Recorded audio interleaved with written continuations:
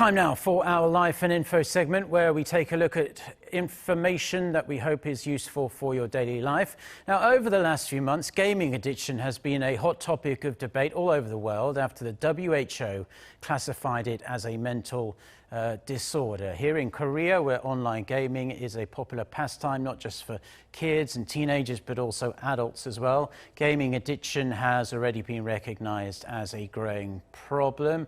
I'm glad to say our Oh Soo-young joins us to describe the various ways we can prevent or curb gaming addiction here in South Korea. So Sooyoung, first let's start by asking you, where do we draw the line between just enjoying online games to actually being addicted to them? Well, there are various guidelines out there, differs by country, as you can imagine. But well, I think we go by the WHO standards now, and that includes an inability to control unhealthy gaming habits, which seriously impact your personal and professional life. South Korean health professionals have actually been using a manual for mental disorders developed by the American Psychiatric Association, and it lists the following as key symptoms, which are preoccupation with gaming, withdrawal symptoms such as feeling sadness, anxiety or irritability when you're unable to play online games, the inability to control yourself, obviously, as well as giving up other activities and even deceiving your family members or close people to you about the amount of time you actually spend on gaming. And this could lead to risking or jeopardizing your responsibilities or even your relationships due to your excessive gaming.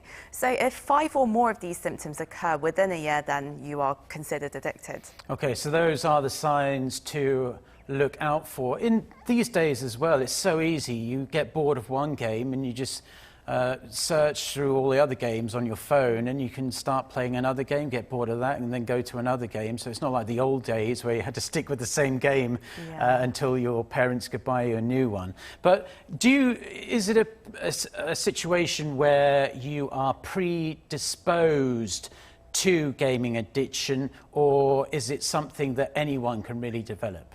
Well, there is a huge debate over that question. The opinions are obviously very divided. But what mental health professionals say is that, well, they say what's for certain is that, well, like any other substance or behavioral addiction, gaming addictions are pretty much the same. They tend to develop when you become dependent on something. And naturally, you are more inclined to develop an addiction or become growingly dependent or indulge in something excessively once you start, if you are lacking in judgment or have a weak sense of self-control. So that is why teenagers and children are more susceptible to this, along with maybe university students or young adults who have moved out of their homes for the first time. It's like developing a drinking problem. When you're alone and feeling bored and you find yourself in a better mood after gaming, it's easier to form unhealthy habits. We can't say gaming directly causes addiction, but games that have a speculative nature in particular make it easier to overly indulge. So this could cause problems for those who are psychologically unstable or children and teenagers without proper guidance or supervision.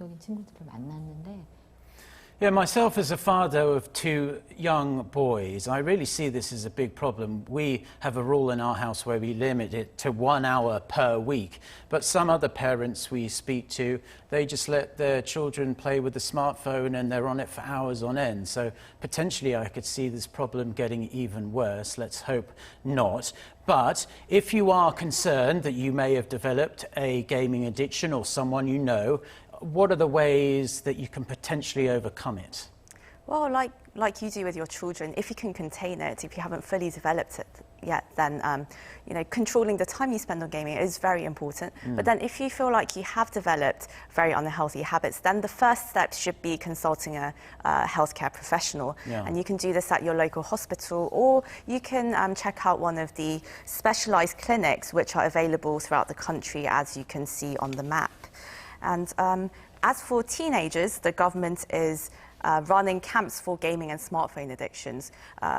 a camp which I actually introduced in one of my reports this week. You can probably see in the footage coming up. And so did the people there say that they broke their gaming addiction through a program like this? Well, they're trying, and it's so hard to break because it's been developed over the months, weeks and weeks and months and months. So healthcare professionals actually say it takes just as long to get over their addiction as well. So that's obviously very tricky for them.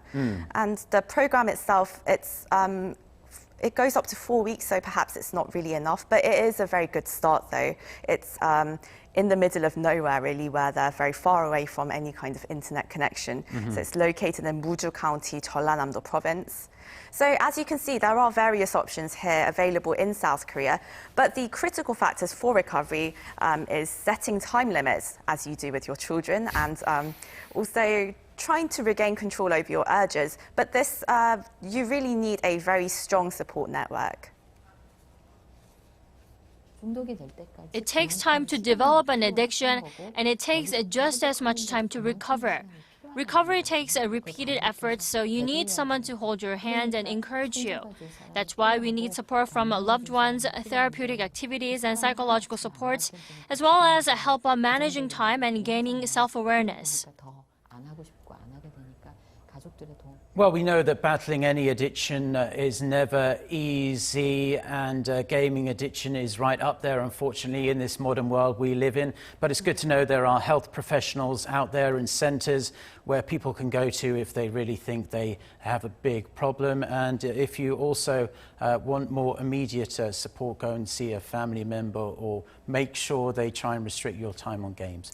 Absolutely. As always, Sooyoung, we appreciate you coming in, bringing the really hard-hitting topics to us, and we hope to see you again next time. Right, always a pleasure to be here. Thank you.